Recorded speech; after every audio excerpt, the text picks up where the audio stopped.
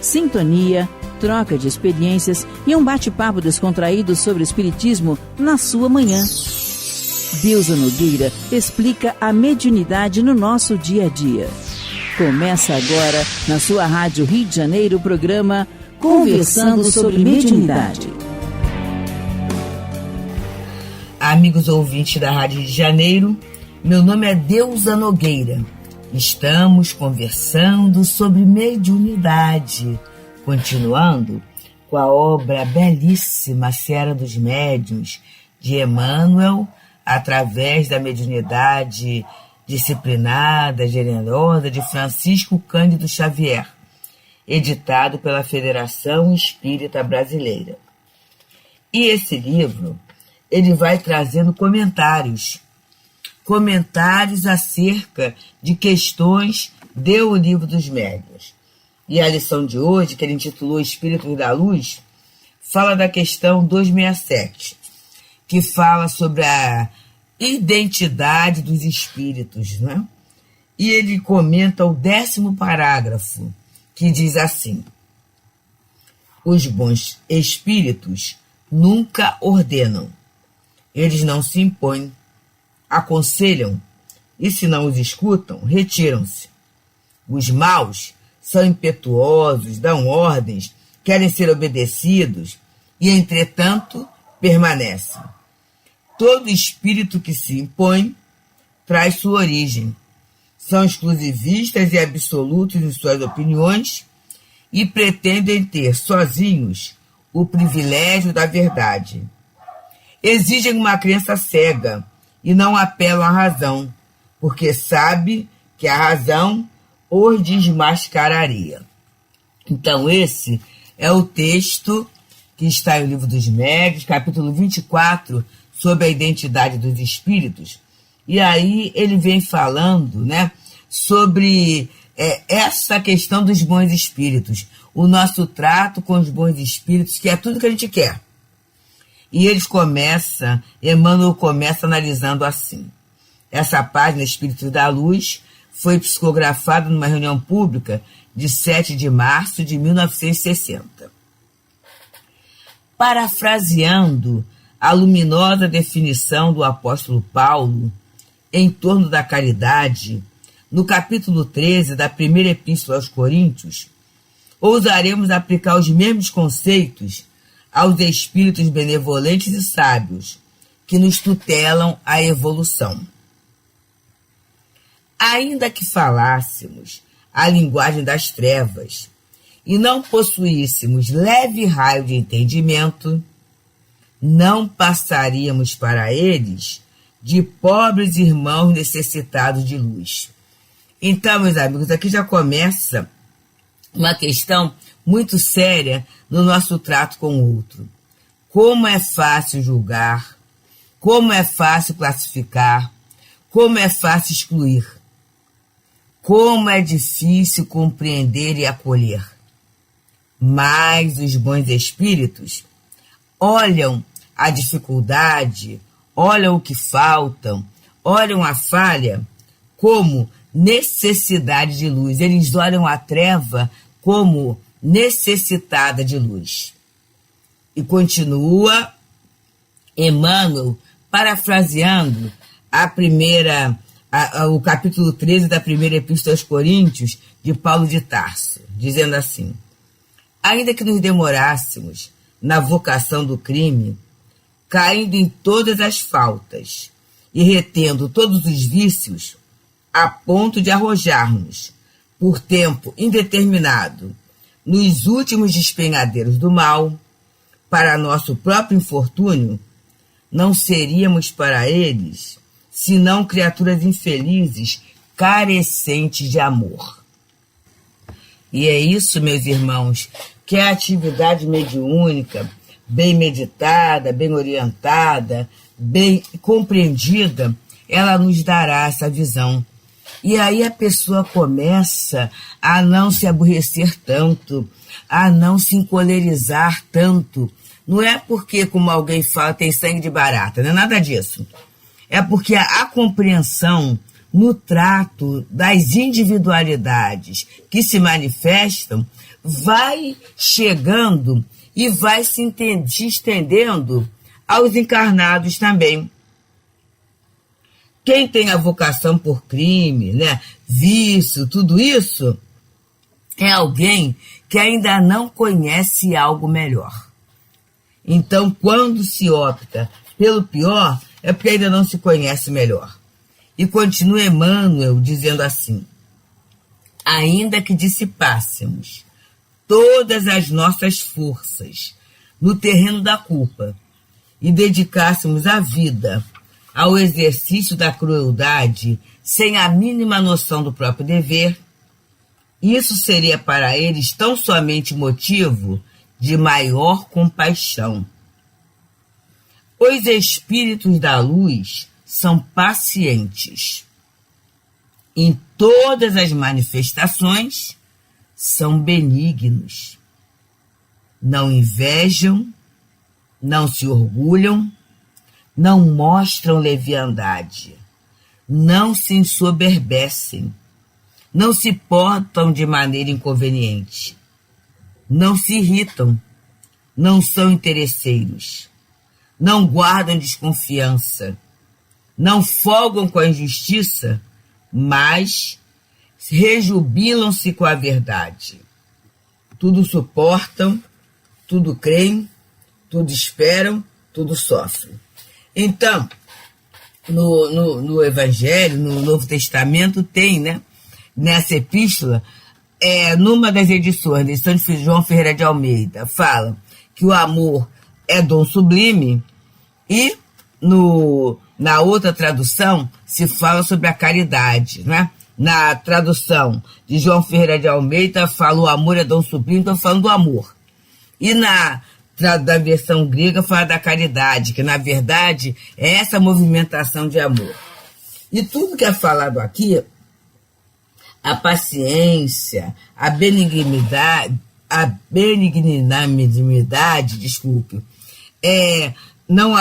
humildade, né?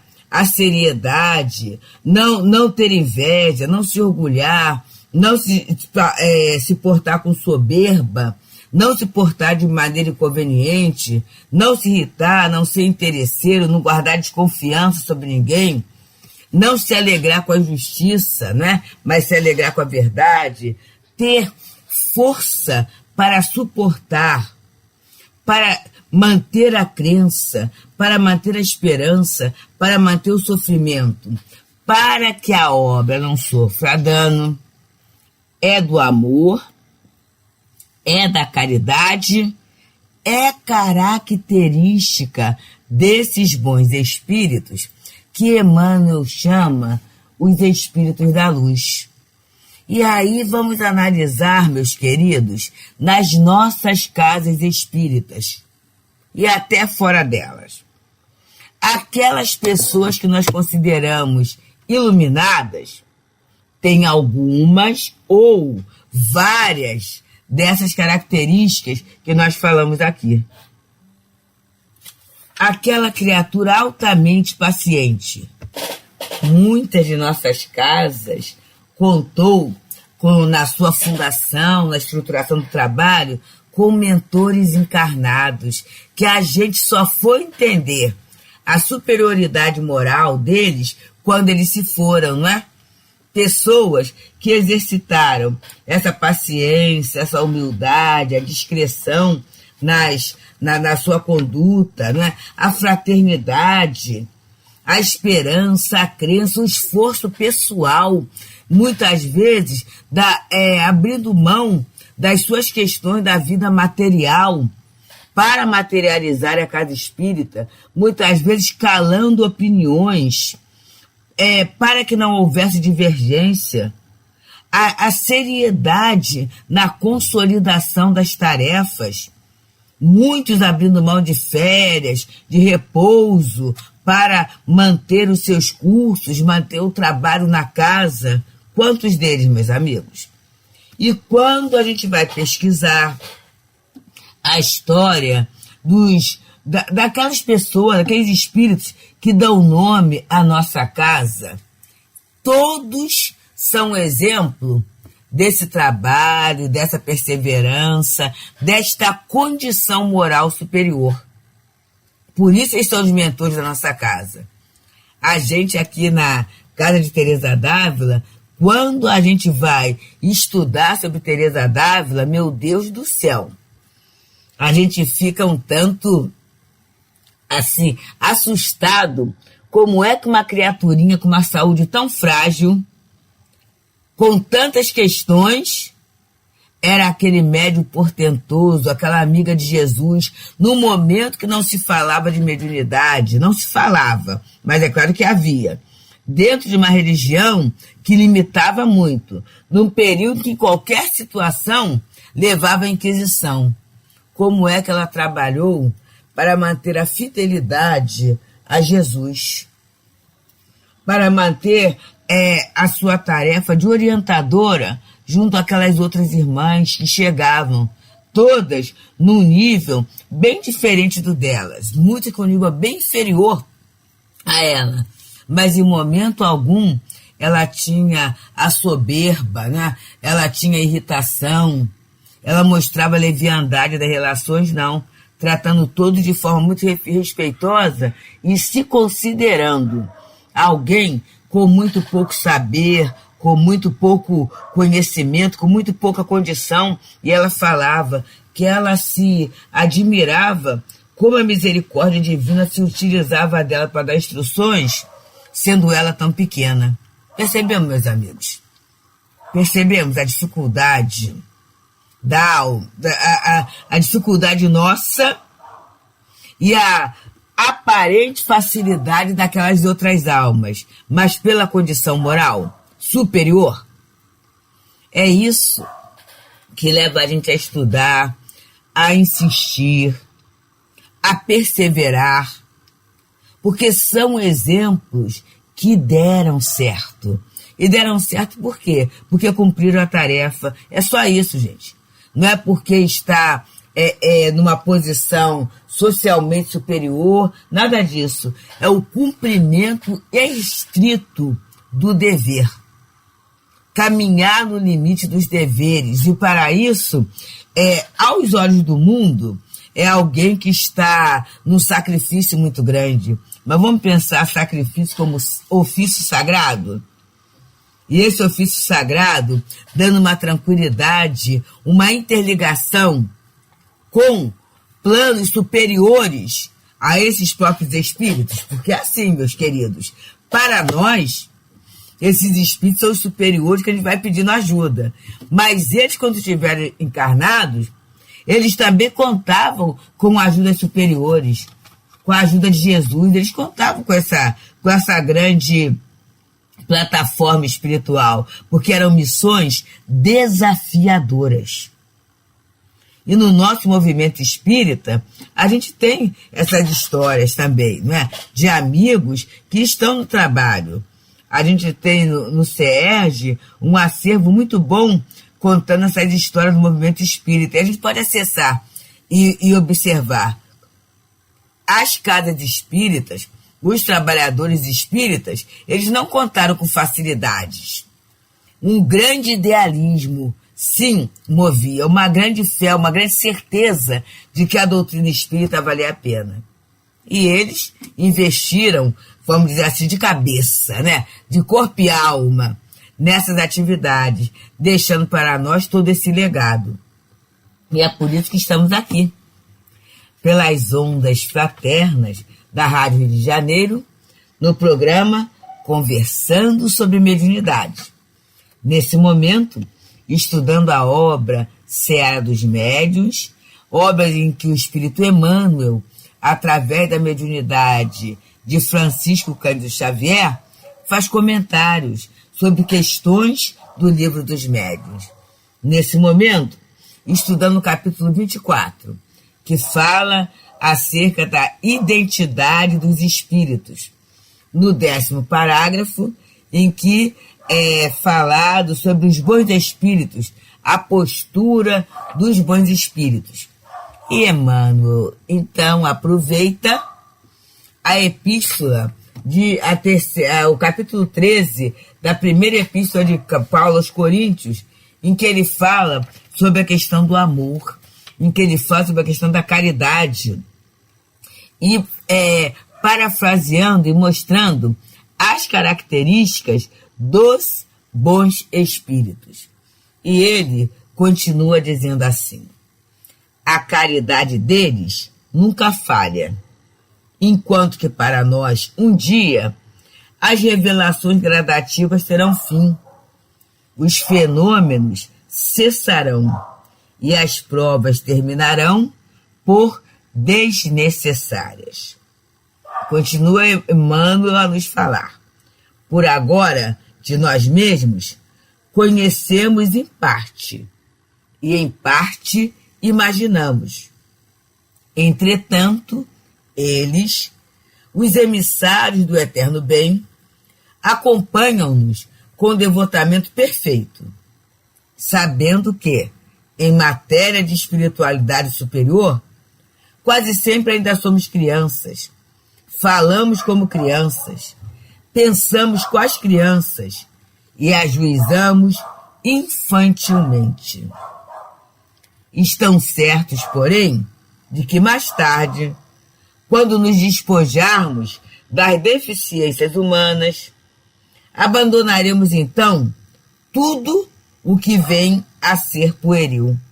E na verdade é isso, né, gente? Eles sabem da nossa idade espiritual, da nossa imaturidade em relação ainda às questões do bem. Eles sabem e conhecem isto. E observam a transitoriedade dessas provas, porque ainda passamos pelas nossas imensas necessidades, pelas nossas dificuldades de compreensão. E continua Emmanuel, né? Então, dizendo que a gente, né? A gente conhece em parte a gente imagina, mas eles acompanham-nos com esse devotamento perfeito, sabendo que em matéria de espiritualidade superior, quase sempre ainda somos crianças. Falamos como crianças, pensamos com as crianças e ajuizamos infantilmente. E quantas vezes na tarefa mediúnica a nossa postura é muito infantil. A gente se melindra, a gente assume um protagonismo pueril mesmo. A gente se envaidece por uma produção que não é nossa. Quantas vezes nós criamos embaraços na própria atividade que estamos ali. Imaturidade ainda. Continua Emmanuel dizendo: estão certos, porém, que mais tarde, quando nos despojarmos das deficiências humanas, abandonaremos, então, tudo o que vem a ser pueril. Então haverá um momento na nossa vida de espírito, e a gente gostaria muito, não é, que nós conseguíssemos nessa encarnação ter uma visão da tarefa mediúnica em nossa vida. Termos uma visão prática, objetiva, eficiente do que é a mediunidade com Jesus, que não é uma brincadeira, não é uma comenda, não é um cargo, mas sim uma possibilidade de alargarmos o entendimento de nós mesmos e da nossa vida enquanto filhos de Deus. Então vai haver esse momento. O Evangelho de Jesus, a doutrina espírita, tem esse papel de fazer com que esse momento possa chegar o mais rápido possível para todos nós, não é? É essa a posição. E aí a gente vai sair do aspecto infantil para entrar, vamos dizer assim, numa fase adulta, numa fase madura da mediunidade, chegando àquilo que Kardec fala no item 197 dos bons médiuns. O médium modesto, o médium sério, o médium seguro e o médium devotado, não é? A gente vai chegar a essa posição de bons médiuns. E aí todas aquelas definições do médium imperfeito, que é o médium orgulhoso, né? Que é o médium que se envolve com o milímetro, o mercenário, né? Que muitas vezes ele não quer o dinheiro, mas ele quer uma consideração, ele quer uma reverência especial, simplesmente porque ele está exercendo o seu papel, a sua atividade mediúnica. Tudo isso, meus amigos, vai se desfazendo. Tudo isso irá se desfazendo, né? E a gente vai abandonando isso, porque não trará a legítima felicidade que o médium, que é fiel, que exerce essa mediunidade com a fidelidade ao bem, com a fidelidade a Jesus, com a fidelidade ao amor, que honra a assistência espiritual, e ele percebe que mesmo estando numa condição inferior, ele tem o devotamento, a assistência, o carinho desses espíritos, ele vai ter essa felicidade, né? Ele vai ter essa consciência. E aí Emmanuel vai falando assim: verificaremos assim a grandeza deles, os espíritos de luz, né? Como se a víssemos retratada em espelho, confrontando a estreiteza do nosso egoísmo com a imensurabilidade do amor com que nos assistem.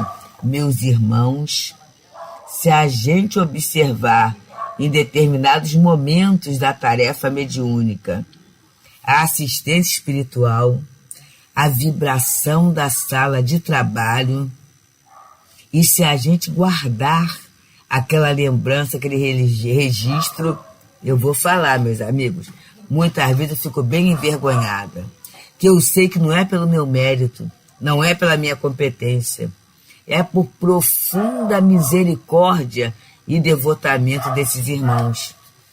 E aí Emmanuel acaba esse texto dizendo assim: conforte-nos, pois, reconhecer que, se ainda demonstramos fé vacilante, esperança imperfeita e caridade caprichosa, temos junto de nós a caridade dos mensageiros do Senhor, a caridade dos mensageiros do Senhor, repito eu, que é sempre maior, por não esmorecer em tempo algum. Então, o que fica dessa belíssima lição, meus queridos? Os espíritos da luz são perseverantes. Eles não desistem de nós. Se eles que são superiores não desistem de nós, é o nosso momento da gente não desistir do bem que pode ser feito, né? Da gente não desistir da beleza que pode ser estruturada. A gente não desistir desse amor maior que envolve a todos nós. Porque é nessa certeza, é nos escorando nisto que é verdadeiro, que aquelas coisas inúteis, elas vão ficando para trás. Como diz Paulo, né? Esquecendo-me das coisas que para trás ficam, sigo para o alvo, que é aquilo que se encontra diante de mim. Então, que o nosso alvo seja a caridade, que o nosso alvo seja a lei do progresso, que o nosso alvo seja a confiança, a certeza absoluta de que neste momento todos nós estamos sendo amparados e sustentados por esse amor de Deus. Encerraremos com a expressão de Antônio de Aquino: que o amor único de Deus inspire as nossas almas, todas as almas, para o bem. Muita paz, amigos queridos. Muita paz. Até o próximo programa, se Deus assim permitir. Deusa Nogueira explica a mediunidade no nosso dia a dia. Programa Conversando sobre Mediunidade.